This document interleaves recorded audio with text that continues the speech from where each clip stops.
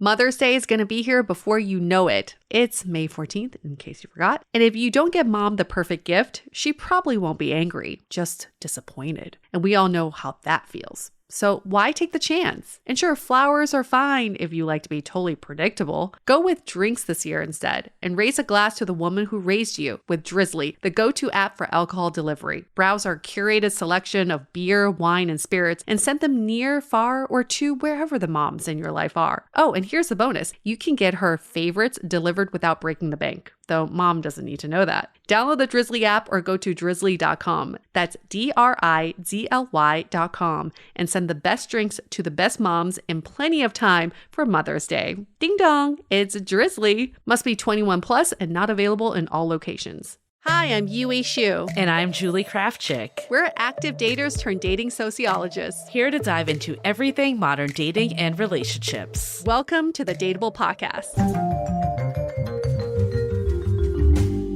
Oh, hey, fancy seeing you here for a brunch talk. Haven't seen you in a whole week. Really missed you, Julie. Really miss what you, a coincidence.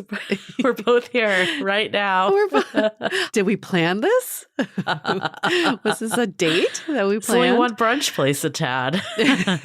And it's called Dateable. It's virtual. It's on the metaverse. The Dateable brunch spot. And in case you just fell into this episode, yes, this is another episode of Brunch Talk brought to you by the Dateable podcast, and we'll get right into the question. The question is, how do you deal with negativity on dating apps? And for more context, the listener wrote in and said, I experience a lot of negativity on dating apps where women seem angry and don't believe good men exist. This turns me off and makes me want to unmatch them. But I recognize that it's just a dating app and I don't know their full intention. How do I deal with this negativity? To be fair, there are negative people of all shapes and sizes and genders. And there are negative people out there. So this is not a generalization that women are negative on dating apps. But I do believe the negativity attracts negativity. And when you start going down that misery loves company route, people love divulging how much they hate the dating apps and how much they hate modern dating.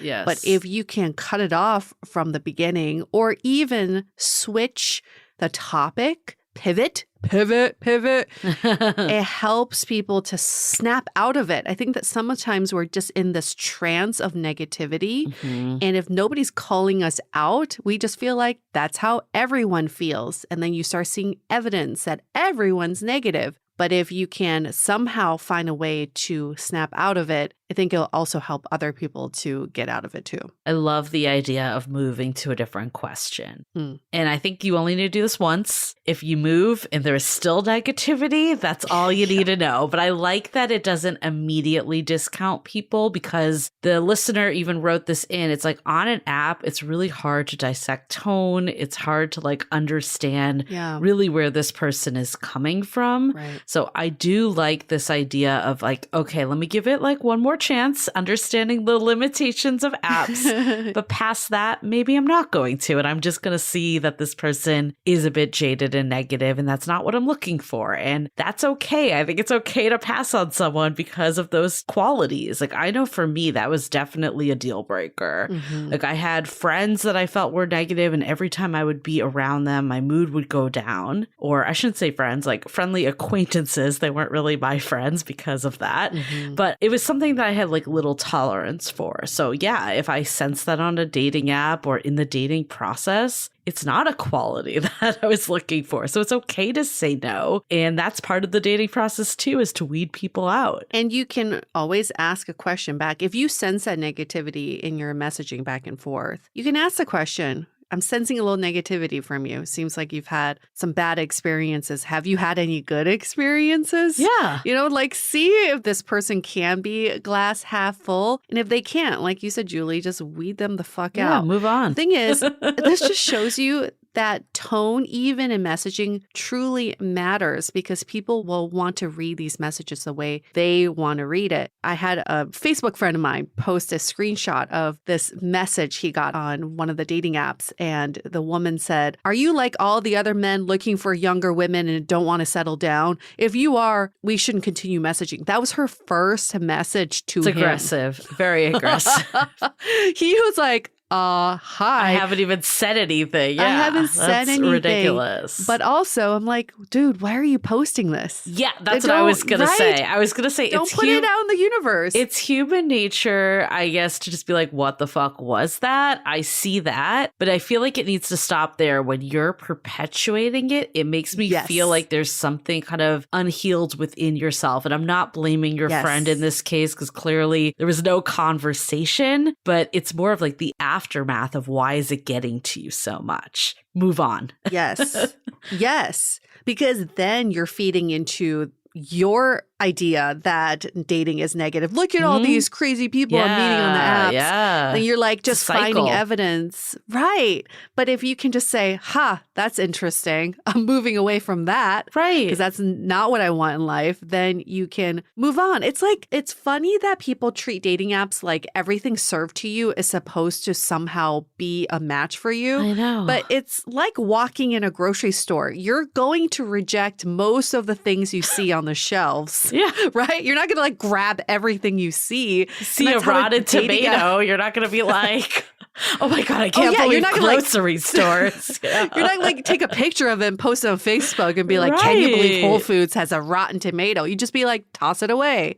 I don't need to see that. It's the same exact thing. Don't expect dating apps to give you 100% of everything that you want. It's your job to filter for the people who are right for you. And to do that is that you have to carry that tone yourself. In real life, you meet shitty people all the time. I don't understand why everyone thinks dating apps are so different. I agree. Yeah. It's like this like weird standard of like, I'm here to select like on Amazon my perfect match. And then if someone doesn't act the way I want, it's like almost like entitlement that everyone should act this certain way. Yeah. It's very baffling to me. And I feel like so many people feed into this. And like, I was definitely guilty at one point. I'm not going to say I'm above it. But when I finally let that go, it made dating so much fucking easier. Just say, like, you're just like, this isn't who I want. Move on. Like, there's nothing more to do. I hate when people are like, oh, I deleted the app because of the shitty person. It's like, why give that person that power? Exactly. Like, why would you do that? Why would you do something that no longer benefits you? Yeah, to get back at this person that like who doesn't even know that you're doing that. You're just wasting your own fucking energy. Yeah. It is so mind-boggling the kind of things that people do to get back at the dating apps. The dating apps, we'll say this over and over again, they're not out to get you. No. They're there to help you and to serve you if you choose to use them in that way. They are out to get you if you keep thinking that. Yes. It's self-fulfilling prophecy. So if you only feel like it's negative people on the apps, they hate men, they hate women, they hate children, they hate dogs, whatever it is that you think, you got to just be done with that. Just be done with that and say that is not reality, because the fact that so many people have met on dating apps who are in sustainable, healthy relationships shows you that the apps do work, and these are not shitty people getting together with shitty people. And if you need to wean off slowly, because I get it, overnight might not happen, time box it. Yeah. 2 minutes. 2 minutes. That's all you get. 2 minutes. Is text it to one friend. Don't post it on Facebook. Don't send the question into us. Like, I know this is a little bit of a tough love, but like time box this to like a very minimal time, and then let that time box get littler and littler as you keep dating until it gets to the point that just rolls off your shoulder, because you can't control shitty people out there. You can't control people that have negative beliefs. All you can do is control how you react to it. I mean, seriously. I sometimes feel like people go on dating apps for the story. Totally. And not to actually be with someone. You're looking at messages through the lens of, oh, I should post this or I should share this with my friends. How crazy is this person? Oh my God, how funny is this conversation? If you're really living for the story, then you're not there for the right reasons. That's all you're going to see is the entertainment value and not who people are and the right matches for you. So yeah, you can only switch your lens and your mindset. You can't change who's on there. Like nobody, you can't control who's going to join a dating app, and it's not for you to control. No. And I definitely was in that camp in my 20s when I was like using dating apps for the first time. It was always a story. It was always something to bring. And it wasn't like I wasn't there to connect with people. So I don't think it's like, oh, I'm only on here because of this. It's definitely not that. But there is this subtle feeling of like, what am I going to dig up today? You know? Yeah. I think it needs to get past the point that you even care to share this stuff with your friends. Because once like your friends don't care, you don't care. Yeah. You don't care about this stuff. It's just you move on. I do remember like a situation where I had this guy that was messaging me all the time and could never meet up and was like, we get like really flirty and send weird photos too. It was just weird, but it didn't make me discouraged. It just made me lose interest in the person. So once you hit a point that you're there because you want to meet someone, when someone shows you a behavior that doesn't align, you don't care to talk about them because you just want to be on to someone that's more aligned with you. Right. Before we get into more about what do you do when you see it and how do you stop doing this yourself, let's take a quick break for a message. Finding great candidates to hire can be like, well, trying to find a needle in a haystack. Sure, you can post your job to some job board, but then all you can do is hope the right person comes along. Which is why you should try ZipRecruiter for free at ZipRecruiter.com/post. ZipRecruiter doesn't depend on candidates finding you. It finds them for you. Its powerful technology identifies people with the right experience and actively invites them to apply to your job. You get qualified candidates fast. So while other companies might deliver a lot of hay, ZipRecruiter finds you what you're looking for. The needle in the haystack. See why 4 out of 5 employers who post a job on ZipRecruiter get a quality candidate within the first day. ZipRecruiter, the smartest way to hire. And right now, you can try ZipRecruiter for free. That's right, free. At ZipRecruiter.com/post. That's ZipRecruiter.com/post. ZipRecruiter.com/post. We are so excited to share with you our new podcast, Exit Interview. Dates don't usually end with a satisfaction survey, and yet we rate everything in our lives, from Uber drivers to local coffee shops. So why don't we do the same thing when dating? We're here to conduct the ultimate romance review, featuring daters hungry for love who have agreed to call up old flames to gather honest feedback. Welcome to Exit Interview. He upgraded himself to business class while I was in economy. Wait, wow. What? There's feedback that will make you cringe. She could be a little bit hard-headed, like not reading the writing on the wall. And feedback that will make you swoon. When she said that she had feelings for you. I had no idea. Really? And maybe you'll learn a thing or two yourself about how you can be a better dater, lover, or partner. Obviously, like, knew I was gonna learn something. I didn't expect this. Welcome to Exit Interview. Listen to Exit Interview on the iHeartRadio app, Apple Podcasts, or wherever you get your podcasts. So one thing that I remember a lot was just negativity in the profile too, like even before you meet. An example was, and this was like in the thick of the political climate. I remember like there was this huge debate on our Facebook group about saying no Trump supporters, for instance. And it doesn't mean that like you need to become a Trump supporter in this example. I think the saying no Trump supporters, anything no, it reeks negativity. It's negative. Opposed to just saying, this is what my values are. How can you take the exact same thing and spin it a different way? I think like that's another example. I think the no good men, no good women, that's one we always see. Is there anything else that you can think of that you remember seeing or you've heard of? I know the political one always stands out for me. Well, just like the whole, I've seen profiles like, if you don't want kids, I don't want to talk to you. Yeah. If you're not emotionally available, oh my God. I'm not available for you. And it's like, come on. It's just so dark. And that's kind of how I look at these profiles when I was dating. It's like each profile had a color to me. Yeah. And if I was reading the profile and it felt really black, Yeah. really dark, I'm like, nope, swipe. If it felt light, like yellow or purple, I'm like, okay, yeah, I can get down with this. Like, look at your profile and see if you can associate a color to it or I like that. a texture to it. Is it weighing on your shoulders when you read it, right? The profiles are like giving me your whole life story from when you were born and your childhood wounds and your attachment styles and your personality tests and your astrology. I'm like, oh my God, I'm so heavy right now. I feel like I can't move. And all the things you don't want in a partner.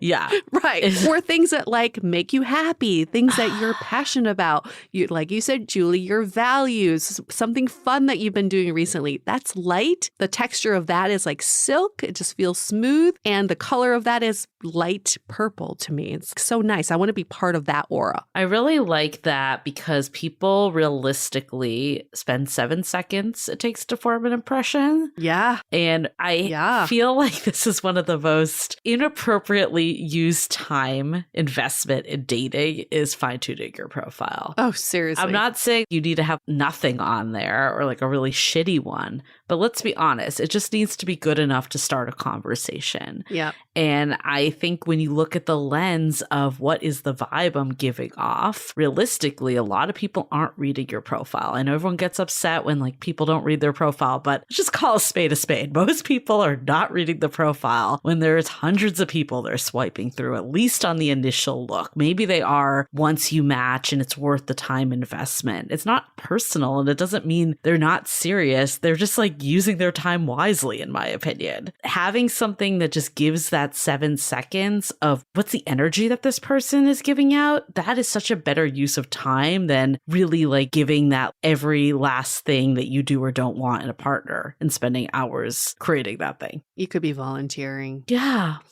There's so many Watching things. Love is Blind. You could be listening to Dateable. Yeah. Or the other thing too is like, if you can identify something negative in your profile, like the emotionally available example, first of all, like, what is that actually going to do anyways? Like, let's just be honest. Like, is anyone going to really read it that's not emotionally, like, you don't even know if you're emotionally available half the time. Like, if you're not emotionally available, you're not going to be like, oh, I better not message this person now. All you're going to do is scare off people that just feel like you're negative. It's going to do the opposite intention is you might actually scare off people that are emotionally available. So how do you take what's negative in your profile and spin it in a way? Can you just say, I'm looking for someone that's emotionally available? And I would say even go one step further. And what does that actually mean to you? Because it's just such a buzzword. Yeah. But that's such a more positive spin than saying that you don't want that person. Yeah. When you say the don'ts, No. this is the sense I get. I sense that you had a really bad breakup Yeah. and that you're not over that breakup and you're still in the middle of it. That's what it signals to me. You have not processed something bad that just happened to you. And I sure as hell do not want to be part of that. No. Get that tornado out of my life. No thanks. And that's not to say you can't have these in your mind of like things that you're looking out for. They don't need to be on your dating profile. They don't need to be in the first message to someone. In fact, they don't need to be in any message. Like just watch how the person acts. That's the only way you're going to tell if they're emotionally available. Putting those words in a profile or messaging them and saying like, I'm only dating people that are emotionally available. If that's not you, like, let's not even do this. What's that doing? Right. Nothing. Absolutely nothing. End of the day, if you're letting dating apps affect your mood, affect your emotions, affect your day, you're doing something wrong because dating apps are this little thing. It's an app on your phone. That's like saying Uber Eats is pissing you off. Like, get your mind out of the app gutter and think about what else can I be using to influence my emotions and my mood. It's not a little dinky app. There's like a whole world out there for you to explore. So, it's like in the grand scheme of things, these things don't matter. What you see on the dating apps should not affect you so much that you are saying, I'm getting off the apps. I'm deleting the apps. I'm never going to date again. I'm going to run away. I'm going to move to a different country. Like these are the words that we hear you say all the time because of what the apps are doing to you? Apps are doing nothing to you, honey. Look, you control the apps. They don't control you.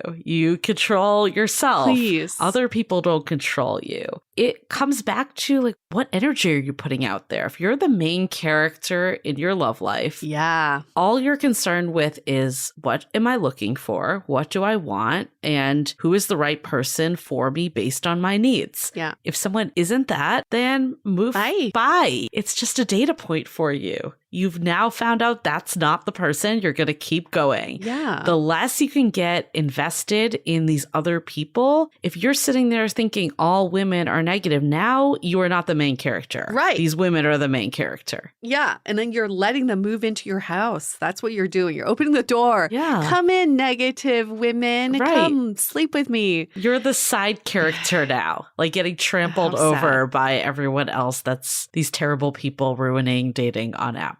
So true. Someone wrote in their book that a way to find clarity in your life is every time you open an app or you open your phone, you're inviting whatever that is into your home. So if you're opening up a dating app, you got to be like, do I want this in my home? Am I going to open my door for this person? No. Right. Stay out. So next time you see someone negative, what we've established here is maybe throw them a second bone. We understand the limitations of this digital platform. Yeah. And if they continue to be negative, that's not what you want. Move on and don't let that person taint you and bring your own negativity in. Right. Just keep the eye on the prize, know your values, know what you're looking for, check yourself to make sure you're not doing this behavior in any way. That's the only thing you can control. That's it. That's it. Thanks for this question. Really appreciate it. For all of you who have burning dating questions, you can always email them to us, hello@dateablepodcast.com, or you can DM us on Instagram @dateablepodcast. We will definitely look at all of your questions. But the best way to get your question read on air is to give us a rating and review. And you can leave your question right in the review, but only if you give us 5 stars, will we read your review? That's the only caveat there. We're going to wrap up this episode of Brunch Talk. Okay. We'll see you next week. See you next week. The Dateable Podcast is part of the Frolic Media Network. Find more podcasts you'll love at frolic.media/podcasts. You can follow us on Instagram @Dateable Podcast and visit dateablepodcast.com for access to all the episodes and our premium programs. Also, make sure to subscribe today if you haven't already on Apple Podcasts, Spotify, or your favorite podcast platform, so you are the first to get all the latest episodes. And most importantly, stay dateable.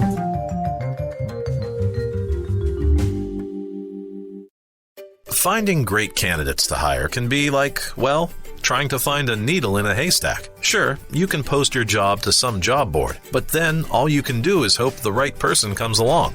Which is why you should try ZipRecruiter for free at ziprecruiter.com/post. ZipRecruiter doesn't depend on candidates finding you. It finds them for you. Its powerful technology identifies people with the right experience and actively invites them to apply to your job. You get qualified candidates fast. So while other companies might deliver a lot of hay, ZipRecruiter finds you what you're looking for. The needle in the haystack. See why 4 out of 5 employers who post a job on ZipRecruiter get a quality candidate within the first day. ZipRecruiter, the smartest way to hire. And right now, you can try ZipRecruiter for free. That's right, free. At ZipRecruiter.com/post. That's ZipRecruiter.com/post. ZipRecruiter.com/post.